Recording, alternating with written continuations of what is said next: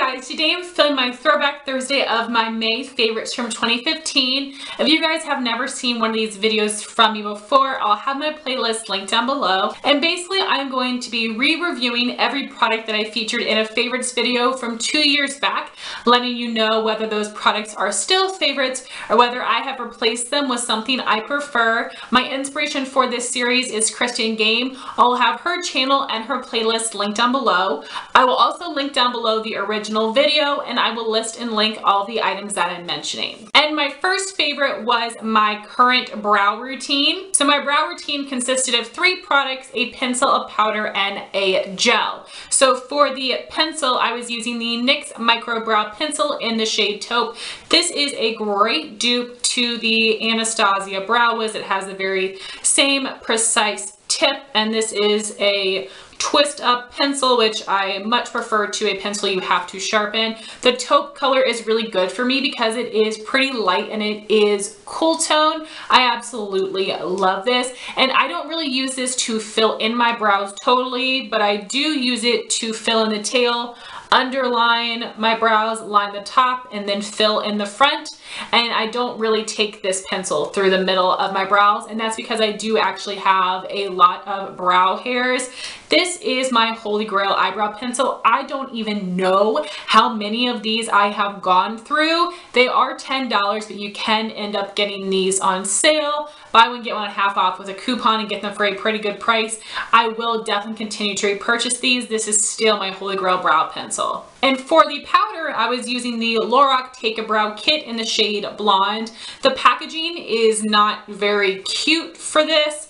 And the first time I saw this, I thought it was like a tester packaging, but it's not. So this is what the product looks like. There was this little angled brush in here that I threw away. You have 2 different shades of powder and you have a brow wax. The brow wax is nice, but it is pretty sticky, and I just prefer using my NYX Eyebrow Shaper Wax Pencil. And out of these 2 shades, I do use the lightest shade. I have actually used this up and repurchased this, and this is an item that has been discontinued from Lorac's line, so you can't find this at Ulta or Kohl's, but these are on sale on the Lorac website for $11, I believe, which is a great price. It is 50% off, and Lorac always has free shipping. So I'm thinking about picking up a backup of this because I absolutely love it.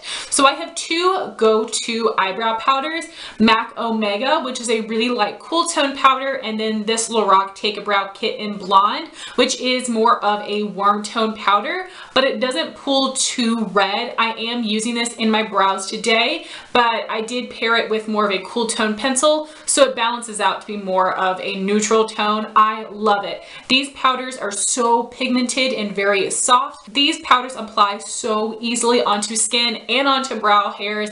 I absolutely love this. This is definitely an underrated product, and I highly recommend you guys go pick this up from the Lorac website. All of the shades are still available. I think they have a blonde, an auburn, and then 2 different brown shades, so highly recommend you pick this up. I absolutely love it. It is phenomenal quality. And for the brow gel, I was using the NYX Tinted Brow Mascara in the shade Blonde, and this is what the little spoolie looks like. This is a good size. It isn't as tiny as the Benefit Gimme Brow, but it isn't as big as a regular mascara wand, so I am easily able to get this in my brows without getting product all over my face. I love this color because it is very light and it is very cool tone.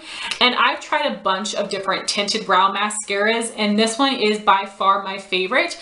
I love that the shade is lighter than my brow hairs because when I put it on, it emphasizes every single hair, which I love because my eyebrows are really intense. I do draw them on with an intense shape, but I don't want them to look so painted. If I can do anything to make them look more natural, I will do it. And that's what I love about this brow gel with this color, because it does emphasize every brow hair and make them look a tiny more natural, not so painted on like there's actually hair under there. So that's why I love this. It does have a good hold as well. So with this routine, I did have a cool tone brow pencil, cool tone brow gel, and a warm tone brow powder. So like I said, it did balance out to be more of a neutral undertone. Those are all holy grail products for me. I definitely need to film an updated eyebrow routine using all 3 of these items. So absolute holy grail, totally recommend. Then I had 2 different lip combo favorites for the month. So for the first lip combo, the lipstick portion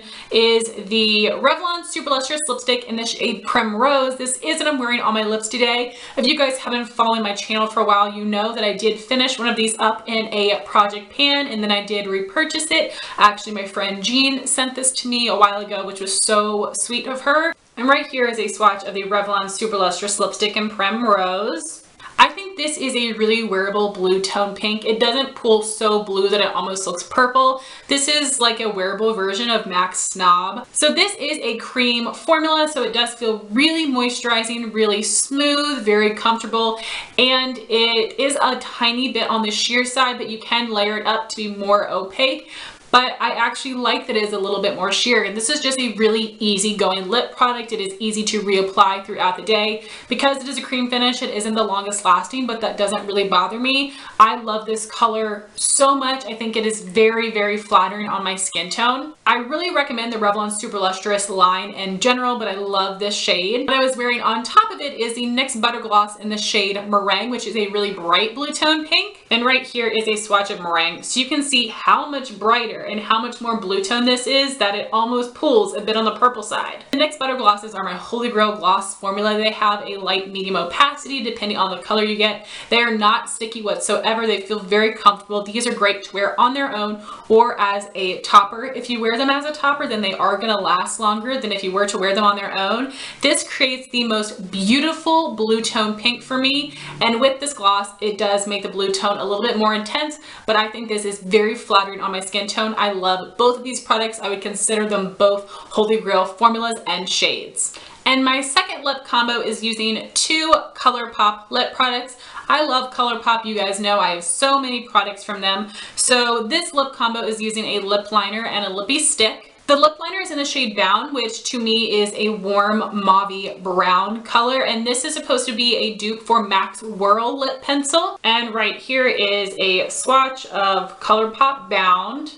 I do really like this color both in this combo and with other lip products, especially if they are more of a warm tone mauve or a deeper warm nude. I really like the color of this lip liner, and I just love this formula in general. ColourPop makes my favorite lip liners. I don't buy any other brands because these are so affordable and they are so nice because they are so creamy, yet they do stay in place, and these are perfect to line and fill in your lips completely. With other lip liners like the NYX Retractable, if I fill in my lips, they feel incredibly thick and cakey, but not with a ColourPop. So these are the best lip liners ever in my opinion. And then we have the Lippie stick in Westie, which is a matte finish, and this was part of a spring collection a while ago, and I'm not sure if this one is still available. And right here is a swatch of ColourPop Westie. This is a beautiful light medium pink, and it is a bit on the dusty side, and definitely compared to these other pinks you can see that it isn't as bright. I really do like the ColourPop Lippie sticks, specifically the matte and matte X finishes. I don't really like the other finishes, and even with these I find that most of the time I do get this white rim on the inner part of my lips that is pretty gross. It's like product that is caked up in there, and that happens with a lot of different shades, not just these lighter ones, and I just can scrape it out and it's fine. That is pretty gross. So let me know if that happens to you with ColourPop Lippie sticks. It's almost wanting to make me stop buying them if that keeps happening, but I love the formula of this because it is so comfortable. It actually looks more like a satin than a matte, but it's just a comfortable finish for me. I love this color so much. This is one of the most flattering pinks on my skin tone, and I do like that combo. With this combo, I just use the liner to line my lips and then fill in these corners a bit to make it a tiny bit of an ombre, but I just really love the color of this lipstick, and I'm really bummed I did not pick up the lip liner when it was available because that looked like the perfect pink lip liner, and I actually like wearing the lip liners on their own. I prefer this formula over the matte Lippie stick formula, but that combo is still holy grail to me. And as individuals, I like the Bound lip liner, but I don't use that color as much as I do some of the other shades, so that on its own isn't a holy grail color, but I do recommend it because it goes with a lot of different things, especially if you have more of a medium tan skin tone, it'll be the perfect nude for you. And then I have some nail polishes. This is Essie Where's My Chauffeur, and it looks kind of funny because I've had it sitting up, and I left it like this so I could show you how much I've used of it. I am down to here, which for someone that has a ton of nail polishes, to actually be able to see that you've used up a little bit is very exciting. I love this color so much. It is the perfect turquoisey shade with the right amount of green mixed in with the blue color. Now, Essie is a brand that I have some holy grail polishes from, but in general it's not my favorite. Essie brushes are really tiny, which I don't like because I feel like I am more prone to having brush strokes in my nails, and the polish consistency and the polished formulas are really inconsistent. A lot of them can be very sheer, but some of them, like this polish, can be more opaque. This one does still take 3 coats to be opaque, but at 3 coats it isn't streaky, and because I love the color so much, I don't mind the 3 coats. I really do wish that Essie polishes had more of the standard brush applicator where it was just a little bit bigger, similar to like OPI polishes. Those have my favorite brushes because they aren't the extra big brushes, but they aren't too small. This is the size of the Essie brushes, just too small for my nails, but if you were putting nail polish on a child, that would actually be a great size for that. But anyway, this is one of my holy grail Essie polishes and holy grail polishes in general. You guys know how much I love blue nail polish, and this is a staple. This was originally released in a winter collection, but I am pretty certain that this has been added to Essie's permanent line. And then I had mentioned one polish that I no longer have. It is the Wet n Wild Mega Last Polish in Warm Filter that was limited edition from some spring collection. I do like the Mega Last formula. That has the really wide brush, which is not for everyone. That's a little too big in my opinion, but it does work with my nails.